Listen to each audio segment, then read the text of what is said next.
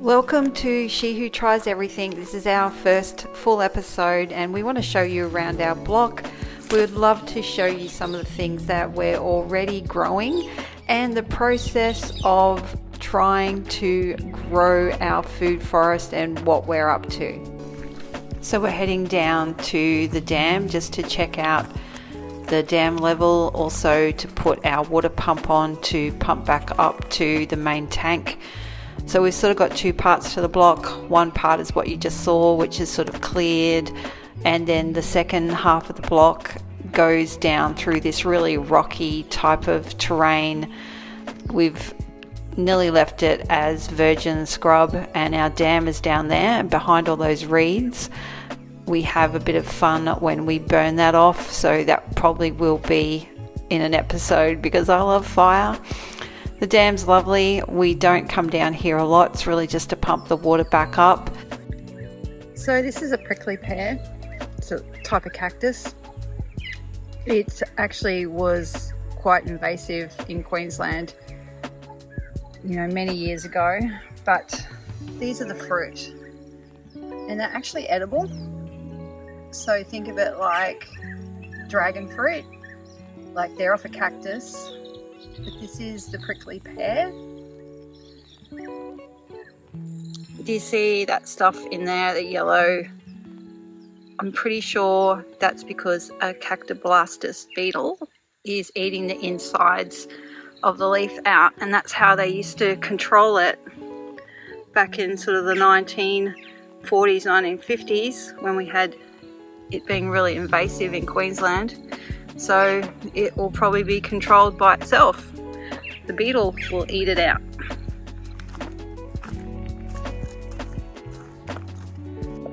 This is the joys of walking through the forest.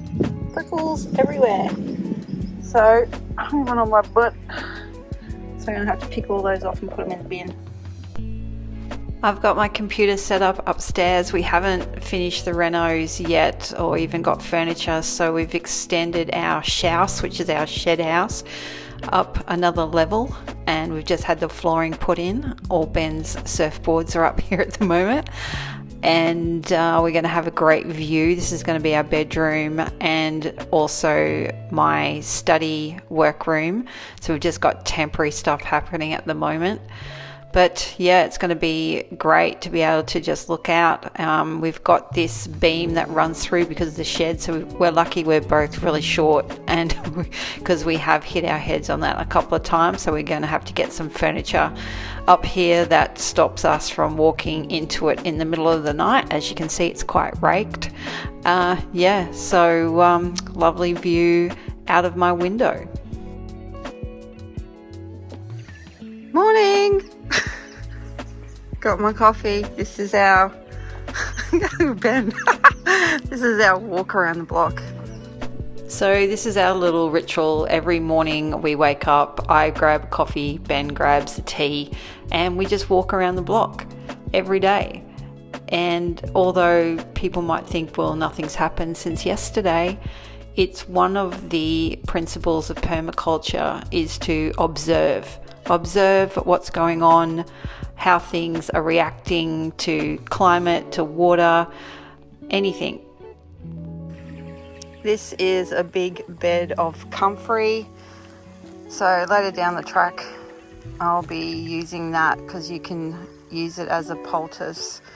You can dry it and put it in different herbal creams. We haven't had a go at any of that yet, but it's growing really well. So if you've never seen comfrey, that's what comfrey looks like.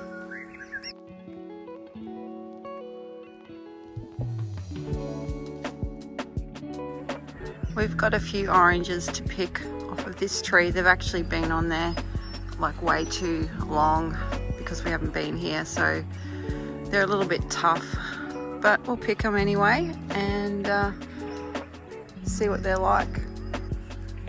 This tree here, a lot of you probably have absolutely no idea what it is. I had never heard of it until I came up here. This is a black sapote, chocolate pudding fruit, and We had 2 fall off yesterday because the fruit's been on for a while, and it is exactly as we say. I'm gonna slice one open and show you guys. We tasted our first one yesterday and I forgot to video it, but yeah, that's a tropical fruit called the black sapote. This is a standing joke with the people who actually know me. I hate avocados, hate them, yuck. And we've got 2 avocado trees, so we don't harvest much off of these. They're sort of having a bit of a hard time up here. This is the second avocado tree, so they're 2 different varieties. Again, doesn't matter what variety they are, I don't eat them. I'm sure there's someone else that's like, what? You don't eat them?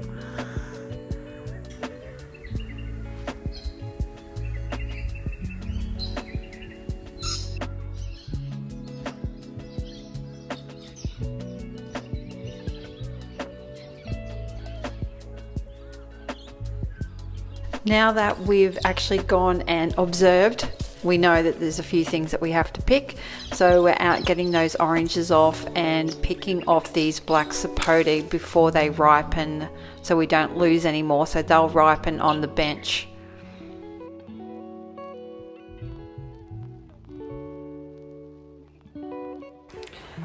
These rosellas are just growing, not in a garden bed, they're just self-seeded. So what I'm doing is the ones that are ready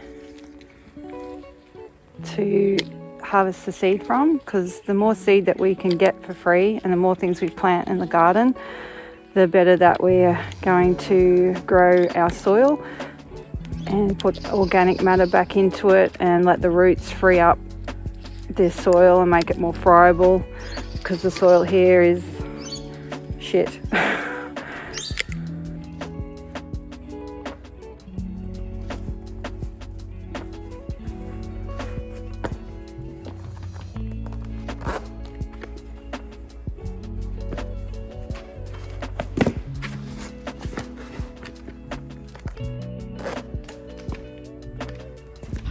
So welcome to the makeshift nursery up here on the block.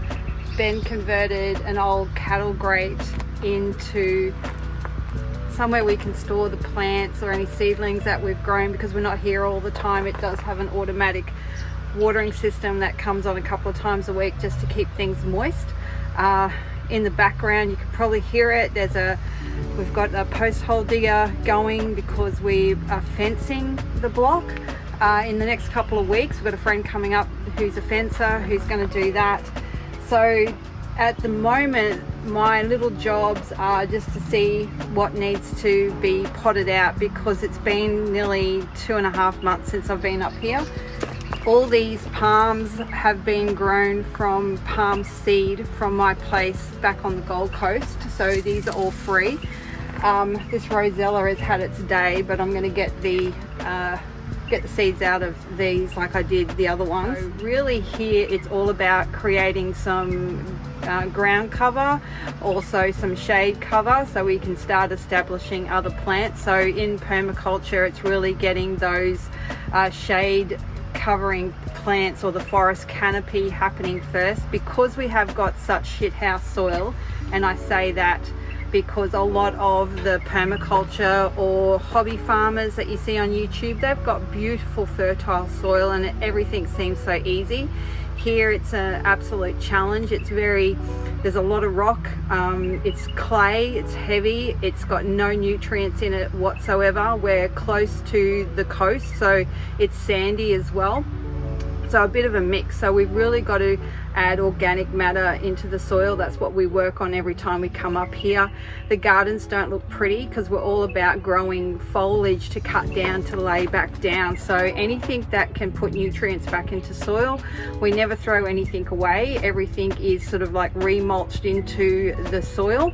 We also went and picked up, I don't know, there's probably 60 or 70 bags of alpaca poo that will get mixed in if we see roadkill on the side of the roads. I'm sorry for those in in the US, but if a kangaroo's been hit or a fox or something like that, Ben will pick that up and we'll put it straight into our compost as well, our big compost mound, because that all adds organic matter right to the soil. So yeah, I'm just going to show you a few of the things that I'm working on. We always try and save as many seeds as we can. So today we had a pawpaw that we bought. Our pawpaws aren't on at the moment, or papaya. So I always save the seeds if it's a good one, and I plant those seedlings out. Whatever lives, lives, and we replant it. We've got plenty of pawpaw trees around here that have grown from seed. So it's just, you know, like, this is the whole thing. If you're going to be out on a block, if you're going to be living this sort of minimalistic lifestyle and, you know, trying to be self-sufficient, you've got to look at those things. And here comes the tractor, so that's a great time for me to move on to something else. Ben has just created another little garden bed for me. He's put some soil in it and some organic matter and some alpaca poo, and I'm going to start some seedlings off this week. Some herbs, some peas, some cucumber, and put in there and start getting that established. And as I said, like, sometimes we're not here for a couple of months, so what lives, lives, what dies, dies. If it dies, it just goes back into the soil and it's there for the next time. So this is the whole thing with the block, that we're not here permanently, and you don't have to, it's nothing's pretty at the moment, maybe when we're here full time. You just have to be prepared for things not to survive next time you're back. But it's the whole fun of it, right? It's getting out, getting your hands dirty. And I haven't mentioned this before, I actually have a Bachelor of Science in Environmental Studies, and I did a whole, like, nearly a year's study on organic soil and the microbial biomass of that, and, you know, the difference between organic farming and conventional farming. And I worked as a cotton agronomist straight out of uni. So this is sort of in my blood to play with dirt. And when I can't play with dirt in a period of time, I sort of get a bit depressed. And yeah, it's the same with my creative arts. If I'm not doing anything with my hands, you know, my brain doesn't seem to like it. So anyway, next we are going to get some seeds out of these rosellas. So rosellas, pretty much, like, here's one here that we've, if you can see that, it was a seedling last time we were here. It's fruited, it's dying back. It actually hit the top of the shade cloth and probably burnt. But you know, at the end of the day, it's about, you know, growing things and returning it to the soil. So this doesn't worry me. I'll take the seeds out of this once that's dried off a little bit, and we'll plant some more seedlings. So it's a never-ending project up here. Anyway.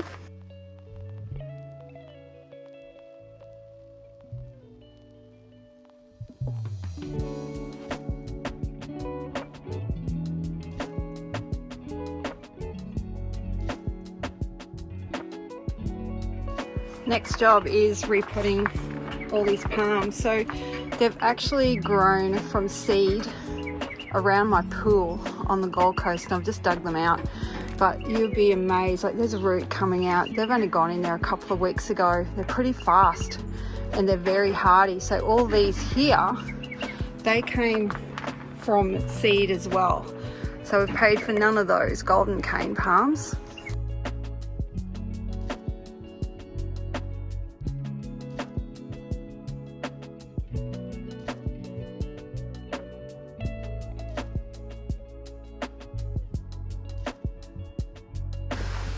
There's nothing too sanitized about any of the pots I'm using. This is just whatever was underneath. I suppose here in Australia, in the bush, you don't tend to worry too much about spiders because it's just an everyday occurrence. There could be a cane toad in there.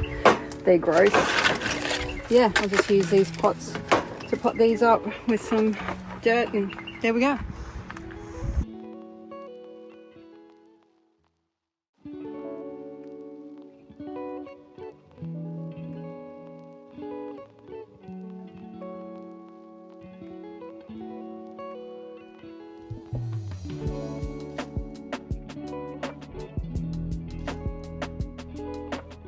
We now have 17 new cane palm seedlings, so they'll probably take a good year before I plant those ones out into the garden. So the next thing for us to look at really is getting ourselves organised for our friend who's coming up in a couple of weeks to help us out with the fence. So we're using ironbark strainers and posts because the termites don't affect hardwood like ironbark, and it lasts for hundreds of years. So Ben's out on the equipment, but he's quite a musician too. Just wait for this.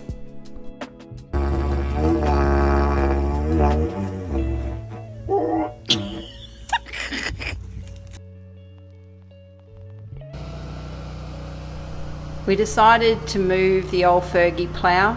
It really is a little bit of Australian farming history right there. So we wanted to showcase it. We've found a great place to put it in the garden next to our trellis that we've recently built. So yeah, it's going to have a good place there and be showcased.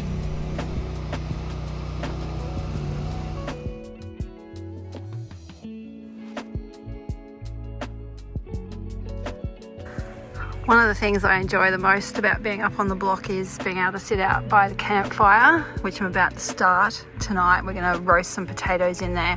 I made a really cool lamb stew, so it's already made, just have to heat it up. But tonight we're going to try, these are our marshmallow toasting sticks. Let me just pick one up. It's got a spike on the end, it's really long. And we're going to try some s'mores. I've got these jumbo marshmallows from Costco, and then these coconut and chocolate wafers. So I'm going to melt a so soft marshmallow, and we're going to stick it in between two of those.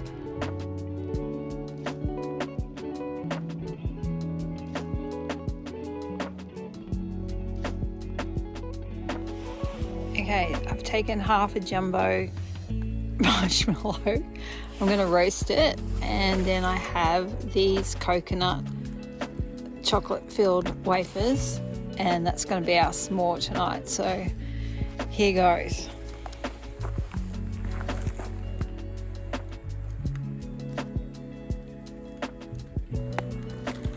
Woo! So far! God knows how many chemicals is in this. Okay, so there's my flaming marshmallow. Here's my s'mores. Let's see what this tastes like. Oh, gooey. Put that on top.